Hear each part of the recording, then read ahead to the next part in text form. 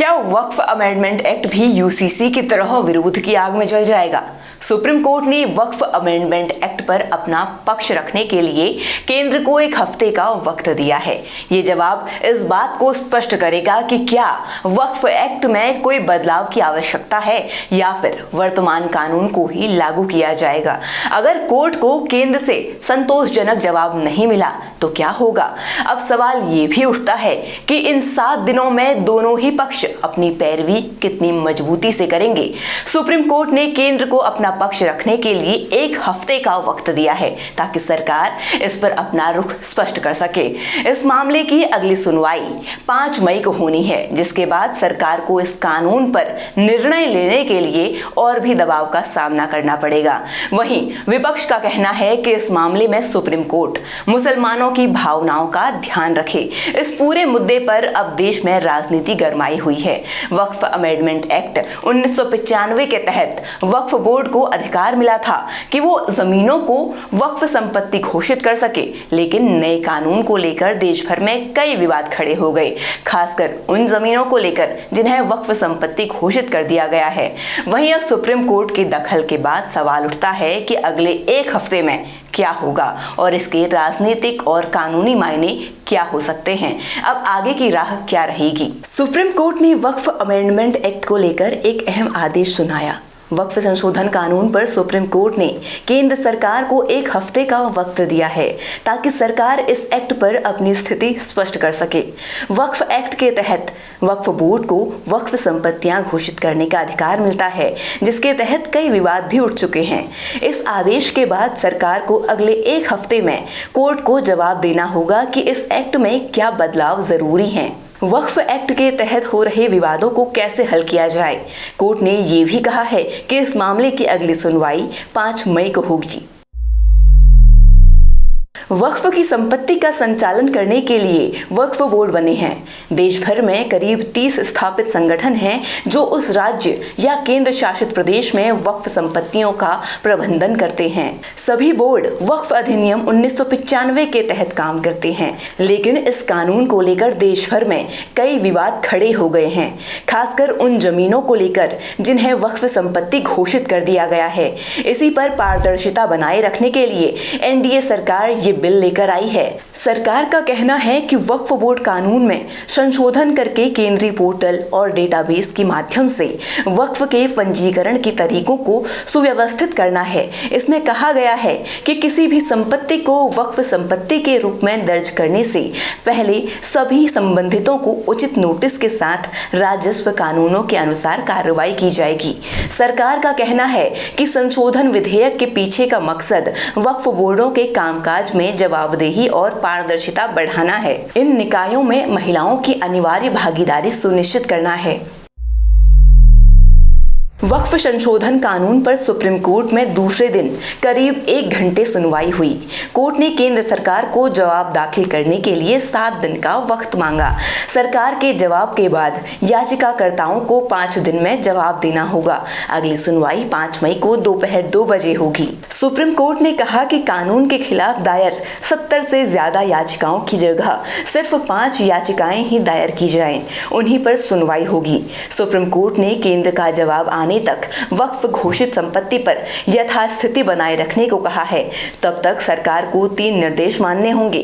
पहला, वक्फ बोर्ड पर केंद्र के जवाब तक वक्फ संपत्ति की स्थिति बनी रहेगी। दूसरा, कोर्ट से वक्फ घोषित संपत्ति डिनोटिफाई नहीं होगी, वो वक्फ बाय यूजर हो या वक्फ बाय डीड। तीसरी, वक्फ बोर्ड और केंद्रीय वक्फ परिषद में कोई नई नियुक्ति नहीं होगी। सुप्रीम कोर्ट के इस फैसले का बड़ा असर हो सकता है।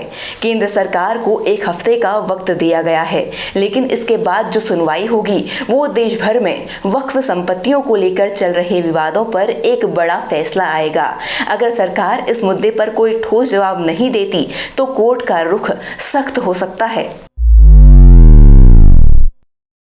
विपक्ष के नेताओं की बयानबाजी इस बात को साफ करती है कि ये सिर्फ एक कानूनी मामला नहीं बल्कि एक बड़ा राजनीतिक मुद्दा बन चुका है।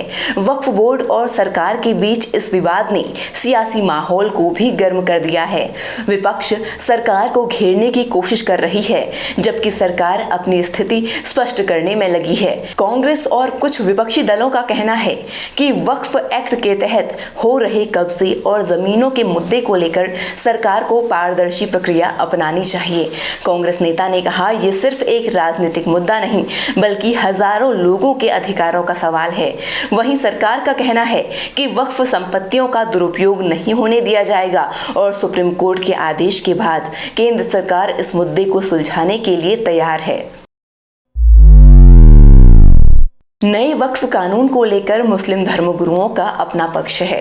कई मुस्लिम धर्मगुरु इस कानून का समर्थन कर रहे हैं। जहां एक तरफ वक्फ संशोधन कानून 2025 के 2 अहम प्रावधानों पर सुप्रीम कोर्ट ने अगली सुनवाई तक के लिए रोक लगा दी है, वहीं इस बीच 17 अप्रैल को दाऊदी बोहरा समुदाय के मुसलमानों ने इस कानून को बनाने के लिए पीएम मोदी का आभार जताने के लिए उनसे दिल्ली में मुलाकात की। दाऊदी बोहरा समुदाय के सदस्यों ने पीएम से कहा, ये उनकी लंबे समय से लंबित मांग थी।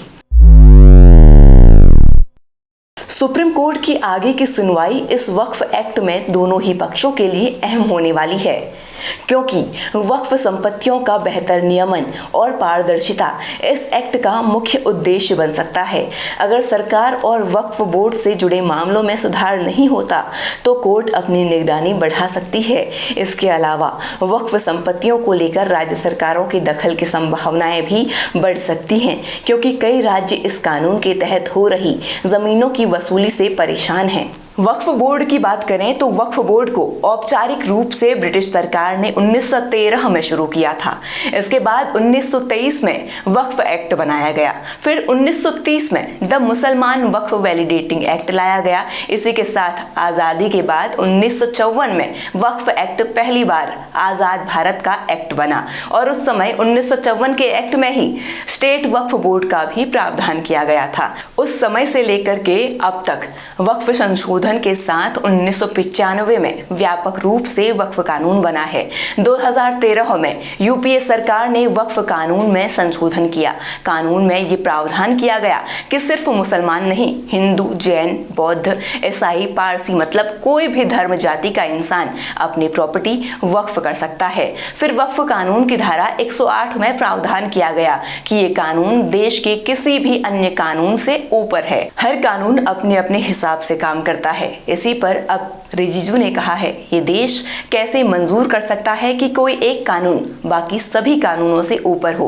वक्फ अमेंडमेंट एक्ट पर सुप्रीम कोर्ट का आदेश केवल एक कानूनी मसला नहीं है बल्कि ये सामाजिक और राजनीतिक दृष्टि से भी एक महत्वपूर्ण मुद्दा है। हम इस मामले में हर अपडेट आप तक पहुंचाते रहेंगे। बने रहिए हमारे साथ क्योंकि ये मामला सिर्फ कानूनी नहीं बल्कि समाज के एक बड़े हिस्से से जुड़ा हुआ है।